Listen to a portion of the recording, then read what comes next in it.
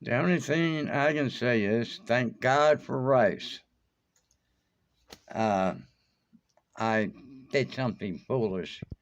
Uh, Around a body of water, and the one I'm talking to you on right now, they both went swimming, both of them.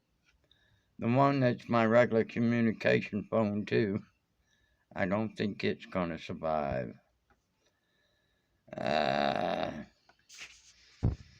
For breaking Georgia law. You're saying it's not a security company, but just because you say it doesn't make it true. But it is true. A few months earlier, the Fox 5i team talked with Kerry King Brown after his Black Wolf app idea had taken the nation's cable news media by storm. Being shot, who are getting robbed, who are getting raped? The general public. King Brown said his new rideshare company provides armed drivers to protect worried riders from the dangers of the world.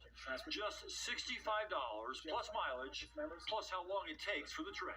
I don't want people to focus on the word armed. I want them to focus on the security and safety that this app will bring. But we checked the records. King Brown has never had a Georgia license to run a security company. And when word got out in June, he quickly lost his individual security guard license too. I don't see what am I doing incorrectly. King Brown told us back then he considered Black Wolf a rideshare company, so it shouldn't need a security guard license. You're a security company, right? Well, no, I'm not a security company. You're offering security services. Yes, sir. In the form of security services, yes, sir. Got that? Kerry King Brown has engaged in private security business without holding a license with the board to do so.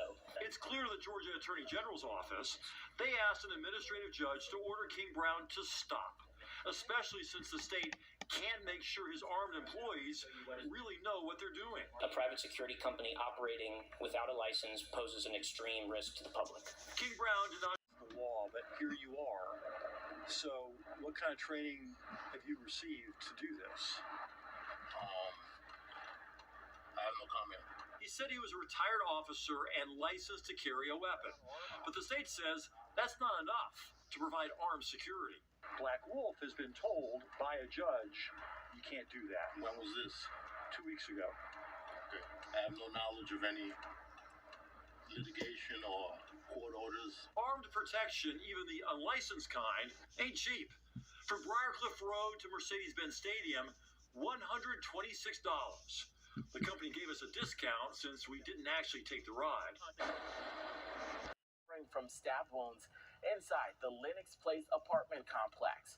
Authorities say he was alert when he was taken to the hospital. We do know that one person has been detained in relation to this incident.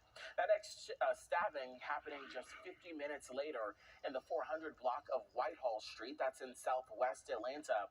Atlanta police say they found a woman there with stab wounds.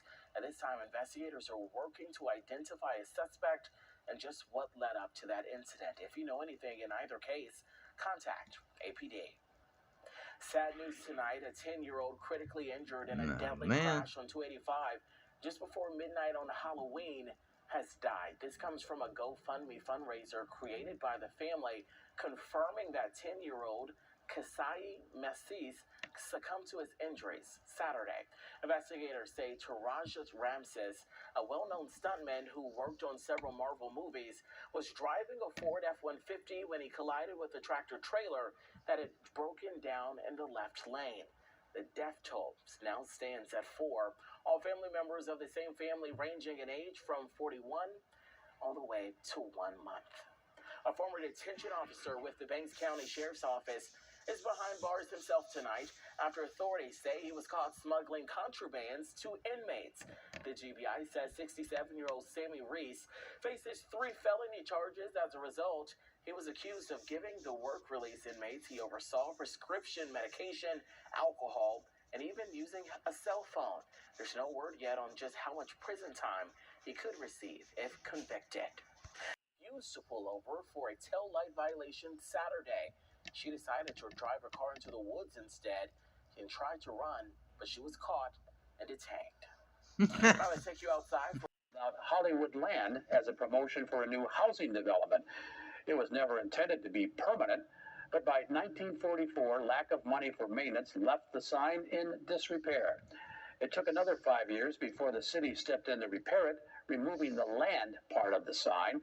30 years later, again in disrepair, it got a more durable redo, this time out of steel instead of wood. About 20 years ago, several movie studios, foundations, and prominent Hollywood actors and personalities raised more than $12 million to turn the land around the sign into a protected park so no one can ever build around it. Madison, thank you. Well, the other phone is definitely dead. I tried it. I knew it wasn't going to work. Oh well. That's what happens when they go swimming.